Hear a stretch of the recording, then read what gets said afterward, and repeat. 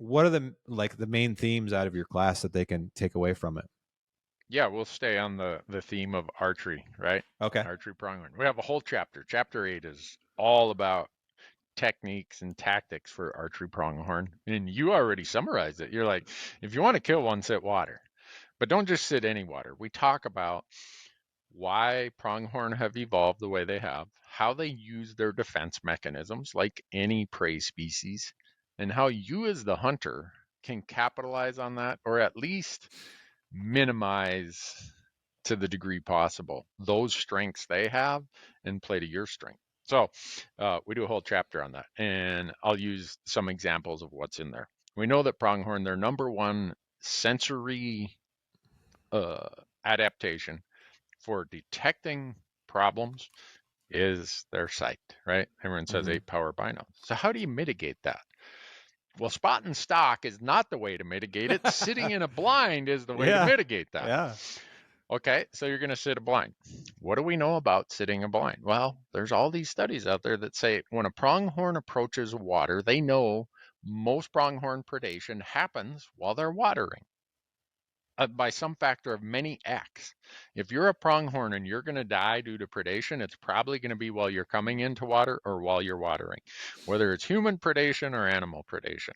So when they come in, they are on high alert. Okay.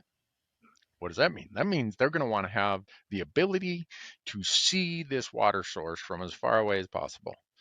So the studies have shown that a water source that has 300 yards of visibility as approaching gets used many, many more times than a water source that only has 200 yards of visibility or 100 Mm. yards of visibility.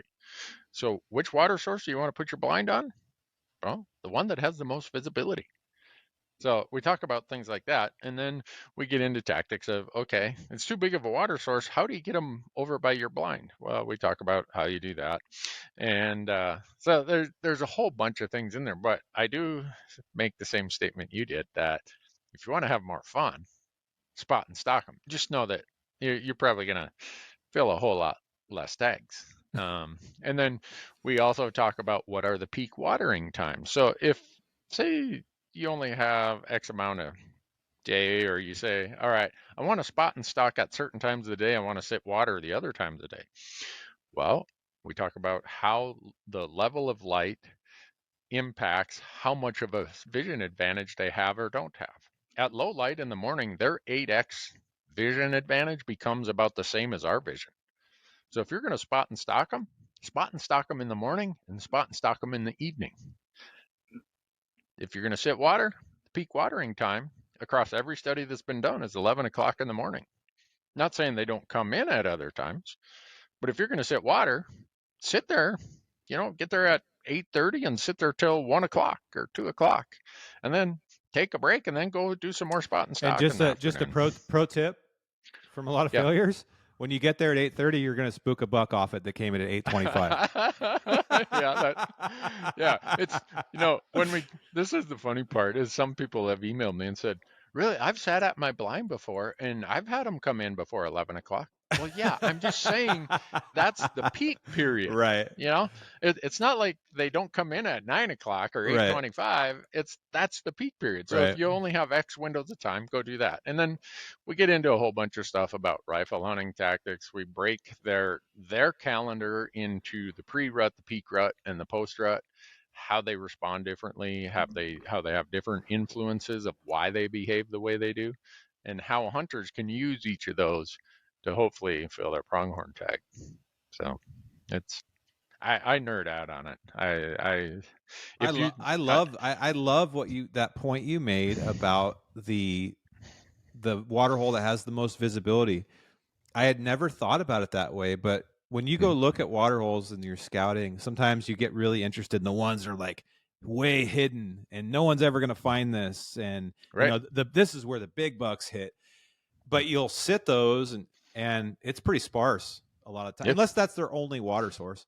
exactly. But then you'll be like, dude, they're all going to the one that we can all see. Like, don't Yeah, make this more complicated than it already is. right. So their number one way of detecting a predator is their eyes. Their number one way of getting away from a predator is the fact they can run 50 plus miles an hour. Right. So the other part of that is if they come into a really tight location, that speed mechanism, that fleet that they rely upon is mitigated. They can't run through a bunch of pinyon juniper and a bunch of greasewood the same way they can through a bunch of 18-inch low sage. Right. So they're smart enough. They saw old Pete get eaten by that pack of coyotes down there in that one water hole that's got a lot of sage around it or a lot of pinyon juniper. I'm not going to be like Pete. I'm going to go over here. I'm going to go water in this one that's like wide open, Yep. even if it's a cattle trough. I can see every direction. There's a little knob I can get on before I approach, and I can Yep. look everything over. They do what they do for a reason. Any pronghorn or like any animal, the ones that are out there being real casual about it and not doing things intentionally, well, they get taken out of the gene pool really quickly by human or other predators. So there, there is this reason why any animal, in this case pronghorn, does what they do at that moment of that day. And it's not just because, oh yeah, it's a cool day today. I think I'll go do this. They don't have that luxury. We we kind of attribute those human characteristics of, yeah, I'm on vacation this week. What do I care about?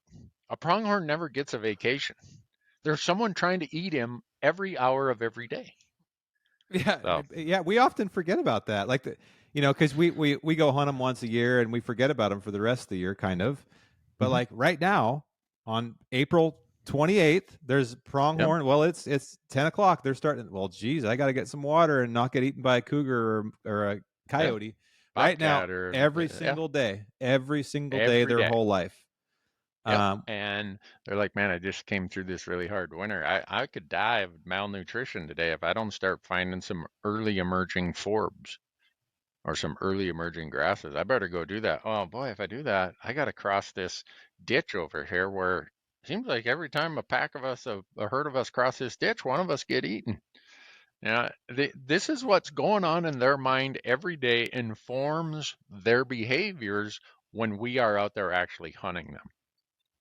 So well, how do you that's learn? a really smart way to look at any species you hunt, Yeah, right?